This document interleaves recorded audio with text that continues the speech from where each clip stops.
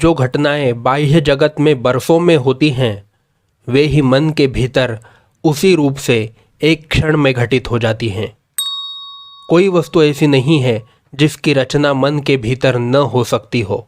यही उपदेश ऋषि वशिष्ठ ने श्री रामचंद्र को गाधी की कथा के द्वारा कथन किया है।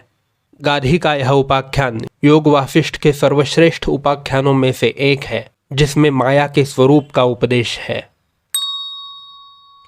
योग वासिष्ठ के कथाओं की सीरीज की यह 22वीं कथा है। अगर पहली 21 कथाएं आपने नहीं सुनी हैं तो नीचे डिस्क्रिप्शन बॉक्स में दी गई लिंक पर जाकर उन्हें अवश्य सुन लीजिएगा। आइए अब सुनते हैं इस सीरीज की 22वीं कथा, गाधी का उपाख्यान। कौशल देश में एक बहुत शुद्ध आचार और विचार वाला गाधी नाम का ब्राह्मण रहता था। उसके मन में एक समय भगवान की माया का दर्शन करने की इच्छा हुई, इसलिए उसने भगवान विष्णु की भक्ति करना शुरू कर दिया। उनके ध्यान के सिवाय उसके मन में और कुछ भी नहीं आता था। भगवान प्रसन्न हुए और गाधी के सामने प्रकट होकर उससे बोले कि जो चाहे वर मांग लो। गाधी ने कहा, भगवान, मैं आपकी माया का स्वरूप देखना चाहता हूं। भगवान ने आशीर्वाद दिया कि किसी समय ऐसा ही होगा, और वे अंतर्धान हो गए। कुछ दिन बाद गाधी गंगा स्नान के लिए गया। कपड़े उतारकर गंगा तट पर रख दिए और जल में प्रवेश करके एक गोता लगाया। गोता लगते ही उसको एक विचित्र स्थिति का अनुभव हुआ, जो इस प्रकार की थी। गाधी अपने घर पर है, बीमार है, और बीमारी इतनी बढ़ी है कि वह मर रहा है। मरने की अवस्था का उसको अनुभव हो रहा है। उसको मृत शरीर को छोड़कर लोकांतरों में जाने का अनुभव हो रहा है, और वहां पर अपने जीवन की उत्कट और अपूर्ण वासनाओं के अनुसार उसको भोग और दंड भी मिल रहे हैं। इसके बाद वह फिर इस लोक में आया है। एक चांडाली के गर्भ में उसने प्रवेश किया है। समय पूरा होने पर वह चांडाल शिशु के रूप में उत्पन्न हुआ है। बड़ा होने पर एक कुरूप चांडाल कन्या के साथ उसका विवाह हो गया है।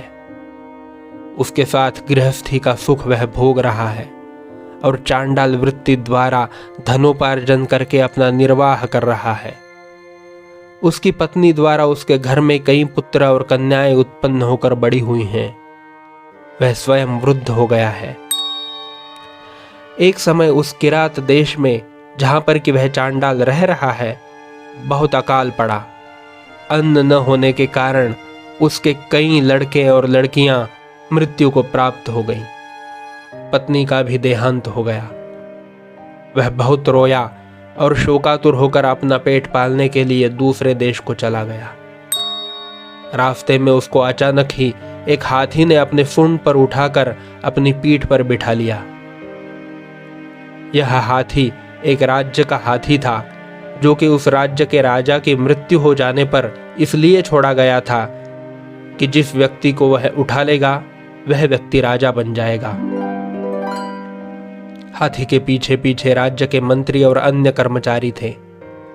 उन्होंने उस चांडाल को प्रणाम किया और हाथी पर से उतारकर उसको स्नान कराया और राजोचित श्रृंगार कराकर अपने राज्य स्थान पर ले जाकर गद्दी पर बिठा दिया। अब वह चांडाल राजा होकर सब प्रकार के भोगों का उपभोग करने लगा। उसके राज्य में किसी बात की कमी नहीं थी। धन धान्य अतुल था। अंतःपुर में एक से एक उत्तम और सुंदर स्त्रियां उसकी सेवा के लिए मौजूद थीं। पूरे 8 वर्ष उसने सब प्रकार के सुख भोगे और बड़ी अच्छी तरह से राज्य किया। दुर्भाग्यवश एक दिन वहां पर उसके यौवन के मित्र और संगी कुछ चांडाल आ निकले।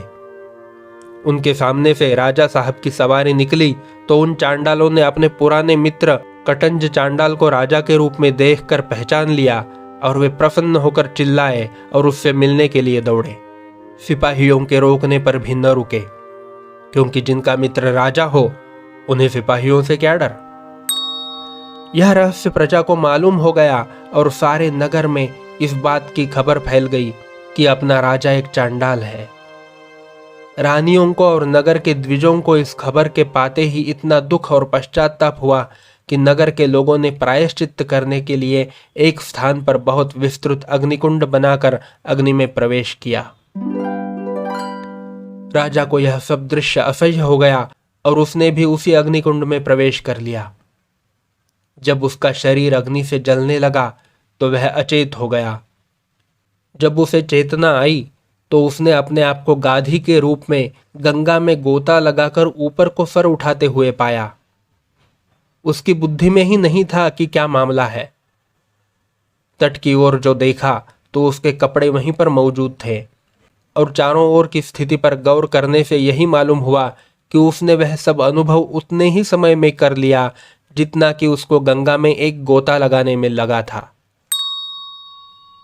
कुछ दिन बाद उसके घर पर एक मुसाफिर अतिथि होकर आया।